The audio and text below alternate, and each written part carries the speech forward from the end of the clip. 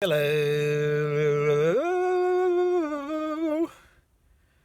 One more reminder before I forget. I am still offering that group coaching program in January of 2023 to ring in the new year.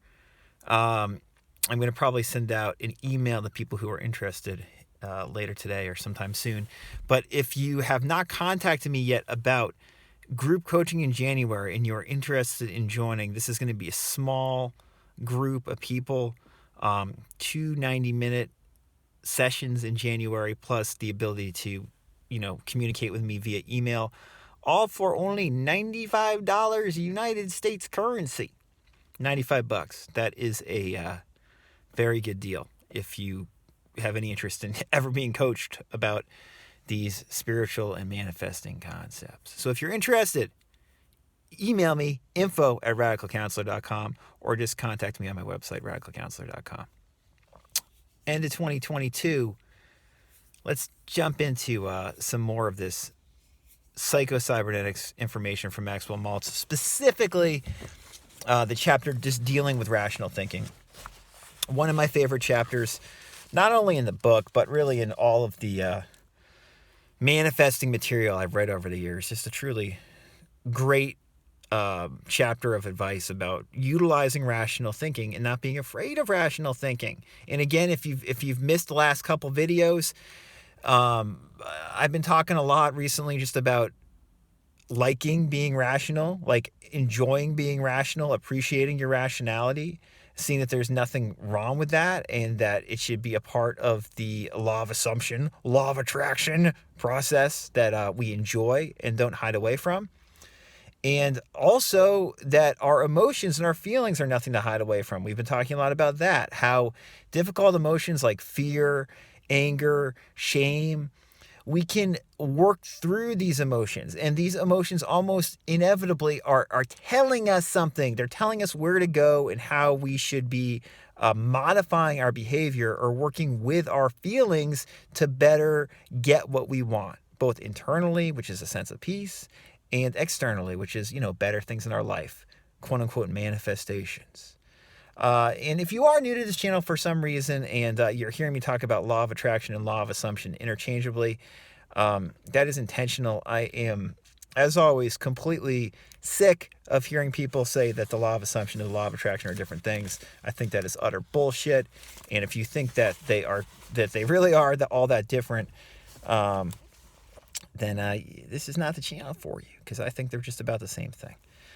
So let's continue on with this chapter. I'm going to read another excerpt. Maltz titled this section, What Rational Thought Can and Cannot Do. And Maltz wrote, remember that your automatic mechanism can as easily function as a failure mechanism as it can a success mechanism. It can fuck you up as much as it can help you. This is what Coué always talked about. He said, Coué said, like a gun in the wrong hands can cause a lot of harm, and a gun in the right hands can be a helpful instrument in certain situations,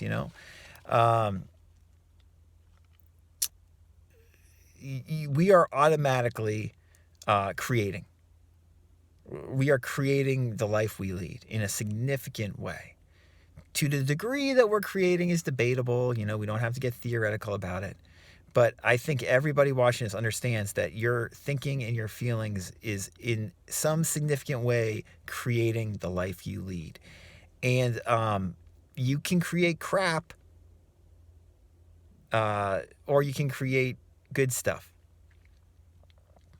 And that's always important to remember. So remember that your automatic mechanism can as easily function as a failure mechanism as it can as a success mechanism, depending on the data you give it to process and the goals you set for it.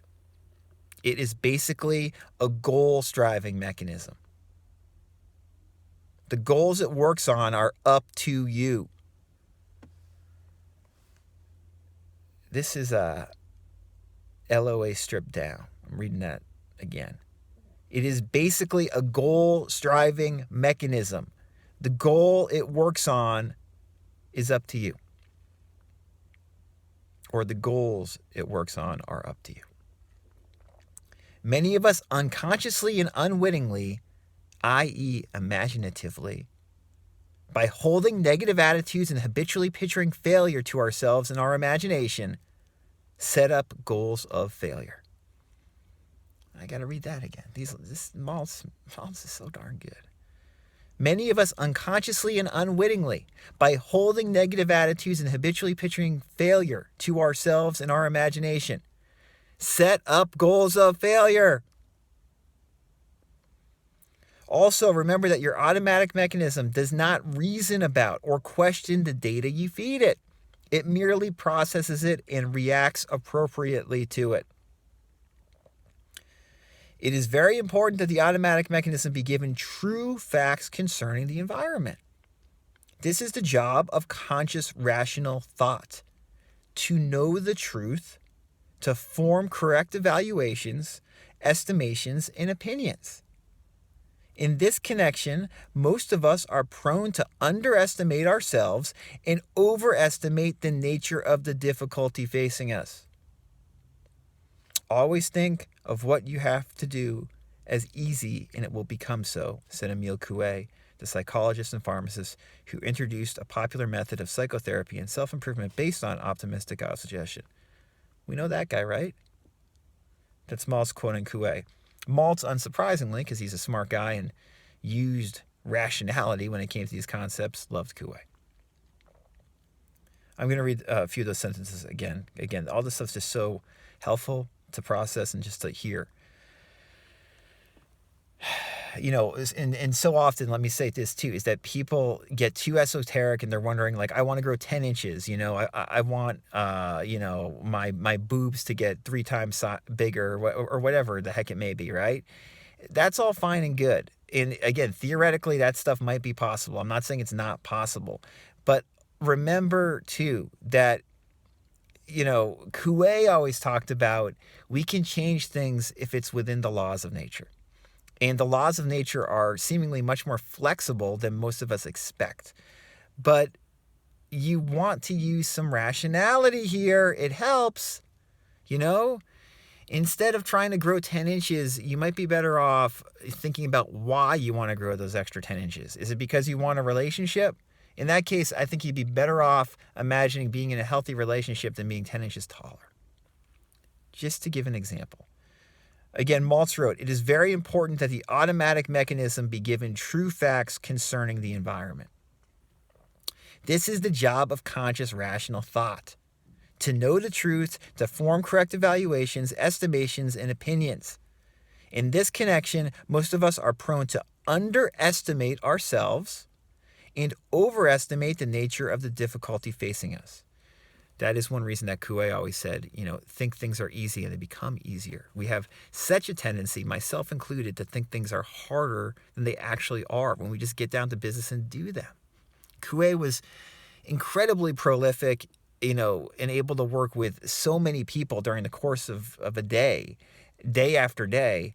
And one reason that he was able to do that is because he thought it was doable. That he can do it. I can do it. This is easy. I can do it. Now, it's worth mentioning that Coué probably, at least in part, died of exhaustion at the age of 69, I think, because he went so hard. He went hard.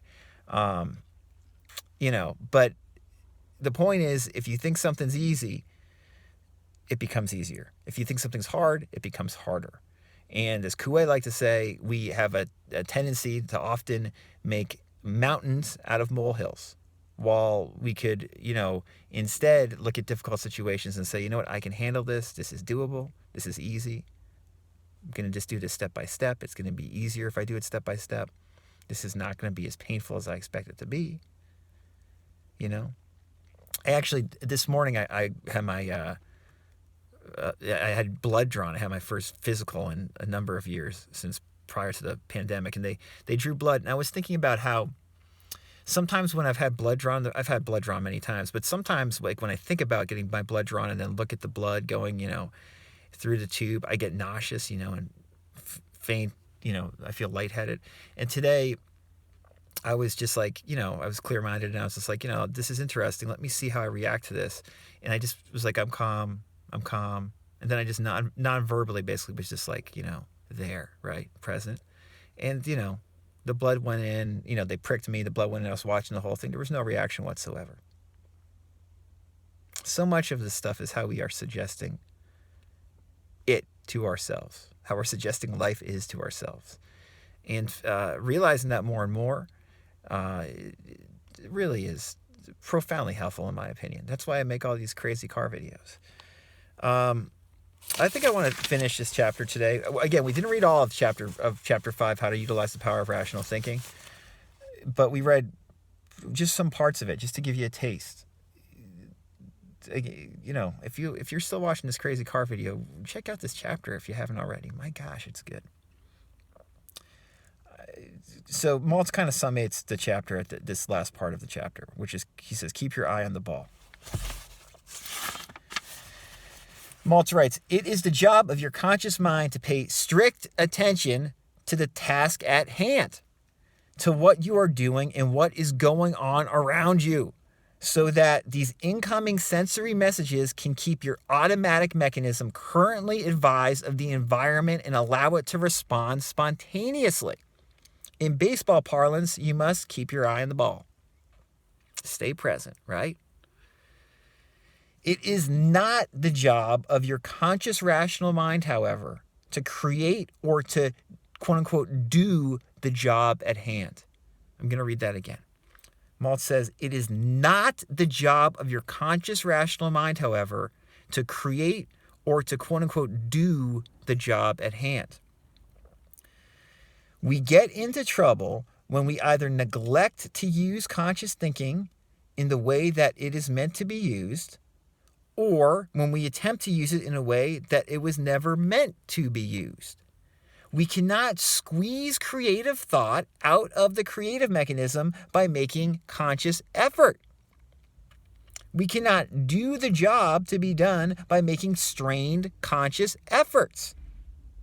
And because we try and cannot, we become concerned, anxious, frustrated. The automatic mechanism is unconscious. We cannot see the wheels turning. We cannot know what is taking place beneath the surface. And because it works spontaneously and reacting to present and current needs, we can have no intimidation or certified guarantee in advance that it will come up with the answer. We are forced into a position of trust. And only by trusting and acting do we receive signs and wonders. In short, conscious rational thought selects the goals, gathers information, concludes, evaluates, estimates, and starts the wheels in motion. It is not, however, responsible for results. We must learn to do our work, act on the best assumptions available, and leave results to take care of themselves.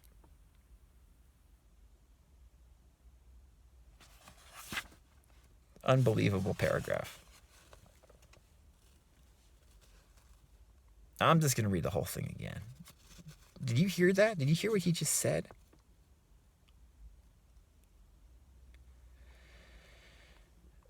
He's talking about rationality and how powerful rationality is, and then we have to leave it to our imagination. We have to leave it to our quote-unquote unconscious.